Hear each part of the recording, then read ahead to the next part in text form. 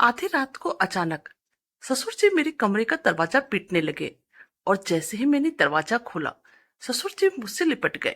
मैंने उन्हें कहा, यह आप क्या कर रहे हैं?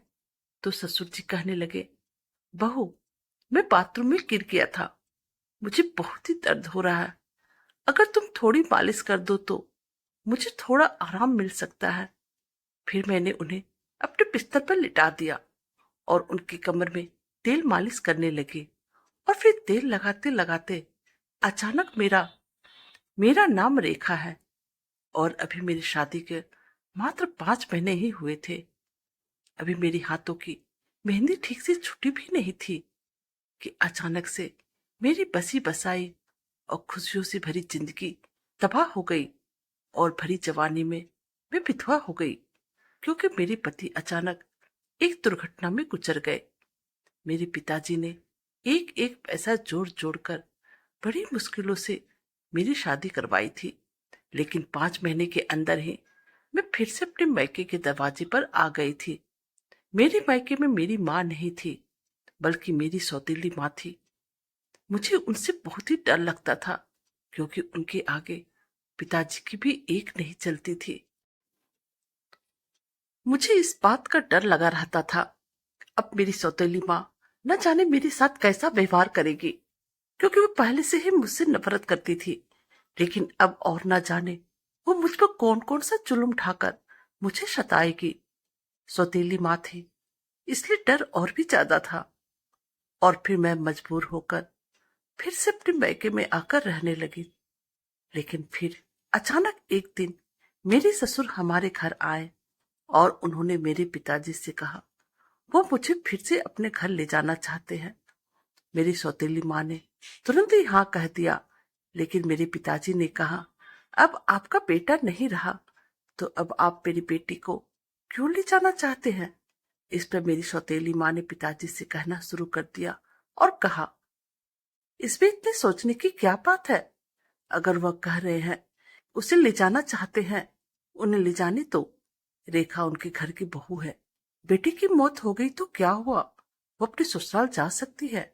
माँ के इस झगड़े के बाद पिताजी ने बिना मुझसे कुछ पूछे मेरे ससुर से कहा, अगर मेरी बेटी वहां खुश रहेगी, एक पिता होने के नाते मुझे खुशी होगा, आप उसे ले जाइए। फिर मेरे ससुर ने मुझसे कहा, चलो कपड़े वगैरह लेकर सब लेकर चलो। मैंने भी अपनी सौतेली माँ की सभी अत्याचार सहते हुए अपने ससुर के घर जाने का फैसला किया। वहां पहुंचने के बाद मैं अपने कमरे में कपड़े बदल रही थी, तभी मेरे ससुर आए और बोले, बहू, एक कप चाय बना दो। मैं जल्दी से रसोई घर में जाकर चाय बनाने लगी। चाय पीते उन्होंने कहा, तुम्हें पता है, इस घर में मैं बिल्कुल ही अकेला हूँ। मेरा बेटा इकलौता संतान था, तुम्हारी सास भी गुजर गई है, इसलिए मैं तुम्हें यहाँ लेकर आया हूँ ताकि मुझे लगे कि मैं यहाँ अकेला नहीं हूँ।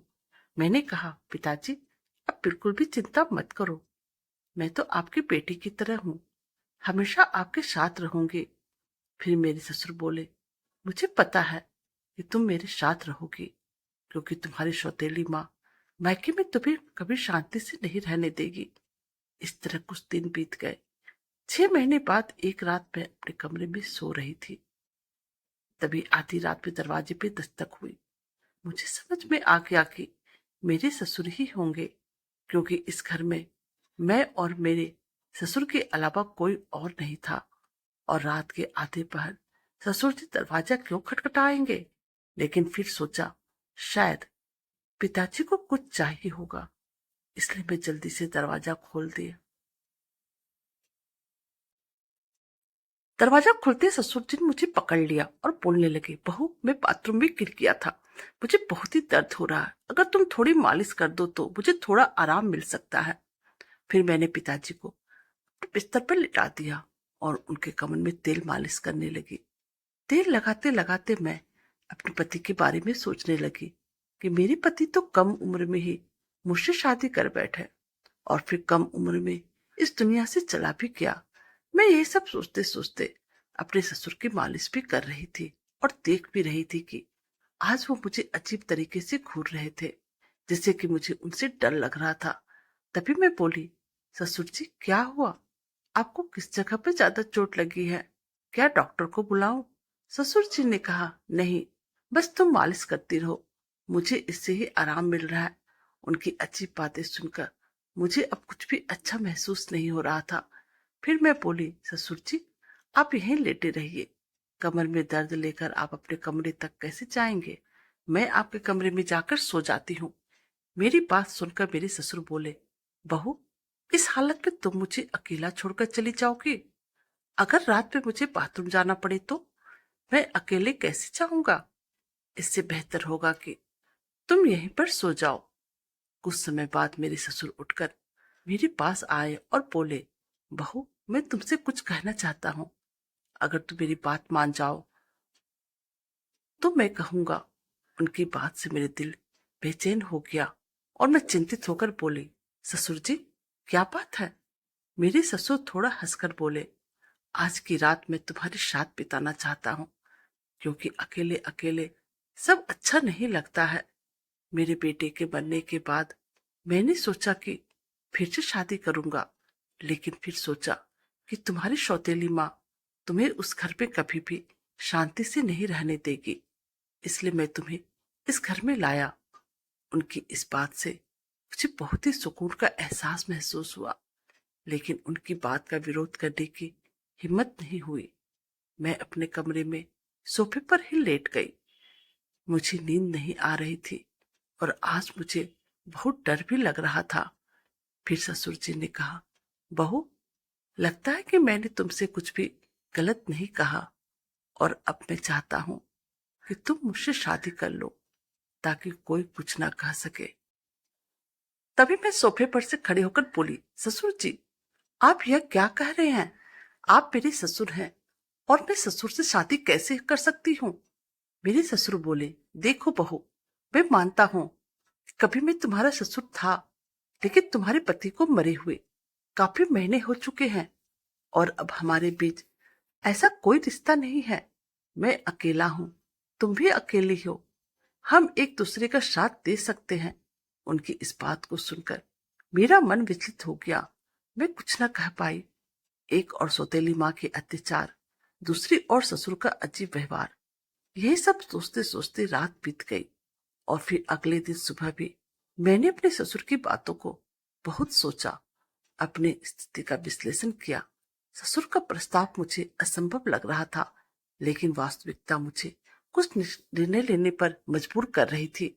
फिर मुझे ख्याल आया कि मैं अपने पिताजी से जाकर बात करती हूँ, लेकिन यह सब बातें मैं अपने खुद पापा से करने के लिए मुझ में हिम्मत नहीं हुई, क्योंकि मुझे पता था कि पिताजी से बात करने के बाद भी मेरी जिंदगी में नई समस्या आ सकती है। इसलिए मैं उनके पास नहीं गई। ऐसे ही एक दिन शाम को मेरे ससुर को फिर से बात करने का मौका मिला। उन्होंने कहा, बहू, मैंने तुमसे कुछ गलत नहीं कहा, बस चाहता हूं कि तुम मेरे जीवन में खुशी ले आओ। मैं अकेला नहीं रह सकता, तुम्हारे साथ ही मेरी जिंदगी पूरी होती है। दोबारा ससुर जी से यह सभी बातें सुनने के बाद मैं अंदर से कांपने लगी और कुछ बोल ना पाई। थोड़ी ही देर बाद ससुर जी खुद ही बाहर चले गए। ऐसे ही ससुराल में और कुछ महीने बीतने के बाद मेरे ससुर और मेरे बीच एक अजीब सा संबंध बनता चला गया। पति की मौत के बाद मैंने सोचा था कि अब मैं इस दुनिया बिल्कुल भी अकेली हो गई हूँ, लेकिन मेरे ससुर ने मेरे पति को भी जो भावनाएं जाहिर की थी, उन्होंने मेरे जीवन को एक नई दिशा में मोड़ दिया। उनके शब्दों ने मुझे भीतर तक झंझोर रखा था। जब भी मैं सोने जाती, उनकी बातें मुझे परेशान करने लगती थी। वह कहते थे कि मेरे साथ रहने से उन्हें अपने अकेलेपन का एहसास नहीं होता और वह चाहते हैं हम दोनों नई जिंदगी की शुरुआत करें। उस रात की बातचीत के बाद मैंने खुद को बहुत ही समझाया। मन में कई सवाल उठे थे। क्या यह सही है? क्या यह समाज के नियम के खिलाफ नहीं रह जाएगा? शायद मेरे ससुर सच में अकेलापन से जूझ रहे हैं। फिर बहुत ही सोच विचार के बाद मैंने उनसे बात करने का फैसला किया। एक रात जब घर के आस पड़ोस के सभी लोग सो चुके थे, तब मैं ससुर के कमरे का दरवाजा खटखटाई। उन्होंने दरवाजा खोला। मुझे देखकर थोड़े हैरान हुए। मैं अंदर गई और बोली, ससुर जी, मैं आपसे कुछ महत्वपूर्ण बात करना चाहती हूँ। उन्होंने मुझे बैठने का इशारा कहा। क्या गंभीरता से बोले, क्या हुआ बहू, तुम इतनी रात क्यों आई हो? मैं थोड़ा हिम्मत जताते हुए बोली, ससुर जी, मैंने आपके प्रस्ताव के बारे में बहुत सोचा। मैं समझती हूँ कि आप अकेलेपन से जूझ रहे हो, एक साथी की जरूरत महसूस कर रहे हो, लेकिन इस रिश्ते के लिए मेरी एक शर्त है। हमारे बीच हमेशा सम्मान और प्यार का रिश्ता रहेगा। आप मुझे बेटी की तरह सम्मान देंगे और मैं आपके पिता की तरह आधार बनूंगी। उन्होंने मेरी बात को ध्यान से सुना, थोड़ी देर बाद कहा कि ठीक है, मैं तुम्हारी हर शर्त मानता हूँ, तुम्हारे सम्मान को हमेशा बनाए रखूंगा। उनकी यह बात सुनकर मेरा दिल थोड़ा हल्का हो गया। मैंने उन्हें अपनी सहमति दे दी। फिर कुछ दिनों बाद हमने मंदिर में जाकर शादी कर ली। यह शादी समाज की नजरों में एक गंदा मजाक था, लेकिन हमने अपने स्थिति को स्वीकार कर लिया था। शादी के बाद के दिन मेरे लिए बेहद चुनौती बना रहा। गांव में लोग बातें बनाने लगे, रिश्तेदारों ने हमसे दूरी बनानी शुरू कर दी, लेकिन हमने इन सब की परवाह किए बिना ही अपने जीवन को आगे बढ़ाने का फैसला किया। हमारे रिश्ते में धीरे धीरे प्यार और समझ बढ़ने लगी। ससुराल में पहले जहां मैं खुद को असहाय महसूस करती थी, अब वही घर मुझे अपना लगने लगा था। ससुर ने मेरे लिए हर संभव प्रयास किया ताकि मैं खुश रह सकूं। उन्होंने मेरी हर छोटी बड़ी जरूरतों का ध्यान रखा और मेरी हर ख्वाहिश को पूरी की। वो हर दिन मेरे लिए कुछ ना कुछ खास करने की कोशिश करते थे। कभी मेरी पसंदीदा खाने की चीजें आते, तो कभी मेरे लिए नई साड़ियां खरीद कर लाते। और अब धीरे धीरे मैं भी उनके प्रति एक अलग तरह के आधार महसूस करना शुरू कर दिया था। हम दोनों ने मिलकर एक नई जिंदगी की शुरुआत किया। ससुर अब मेरे जीवन का एक अभिन्न हिस्सा बन चुके थे। हमारे बीच का रिश्ता अब सिर्फ ससुर बहू का नहीं रहा, बल्कि दो दिलों का एक मजबूत बंधन बन गया था। जब मुझे उनकी जरूरत होती थी, वो मुझे हर समय सहारा देते थे। उन्होंने मुझे फिर से हंसना सिखाया, जीवन को नए नजरियों से देखना सिखाया। शादी के कुछ महीनों बाद मैंने महसूस किया, हमारे बीच का यह नया रिश्ता मुझे एक नई दिशा दे रहा है। हमने मिलकर कई मुश्किलों का सामना किया और हर बार एक दूसरे का साथ दिया। ससुर के साथ मेरे इस नए रिश्ते ने मुझे जीवन में कई नए पहलू दिखाए। उन्होंने मुझे यह एहसास दिलाया कि जीवन में अगर साथी सही हो तो कोई भी मुश्किल इतनी बड़ी नहीं होती उसे पार ना किया जा सके। समाज की नजरों में हमने बहुत कुछ सहा, लेकिन हमने हमारे फैसले पर कभी भी पछतावा नहीं किया। हमारे रिश्ते में धीरे धीरे एक नया तरह का प्यार और सम्मान उभरने लगा। उनके साथ बीता हुआ पल ने मुझे कुछ नया सिखाया और मुझे एहसास हुआ, कभी कभी जीवन हमें ऐसे मोड़ पर ले आता है जहां हमें अपने फैसलों पर पूर्ण विचार करना पड़ता है। आज मैं अपने ससुर के साथ एक नई जिंदगी जी रही हूँ। हमारे बीच का प्यार और सम्मान पहले से भी अधिक मजबूत हो गया है। वो मेरे जीवन के सबसे महत्वपूर्ण व्यक्ति बन चुके हैं। उनके साथ बिताए हुए हर पल ने मुझे यह सिखाया है कि जीवन में चाहे कितनी मुश्किलें ही क्यों ना आए, अगर हमारे पास सही साथी है तो हम हर मुश्किलों का सामना कर सकते हैं। इस तरह हमारे बीच का रिश्ता धीरे धीरे और गहरा होता गया। उनके साथ बीता हुआ हर पल मुझे यह सिखाया कि जीवन को कैसे नई दिशा दिया जाए। हमने मिलकर अपने जीवन की हर चुनौती का सामना किया और हर बात जीत हासिल की। अब हमारे बीच यह नया रिश्ता मुझे एक नई जिंदगी के सपने दिखाने लगा है। तो दोस्तों, हमारी छोटी सी कहानी आपको कैसी लगी? कमेंट करके जरूर ही बताएं। अगर आपको कहानी पसंद आए तो प्लीज हमारे चैनल को लाइक, सब्सक्राइब और शेयर करें। Thank you.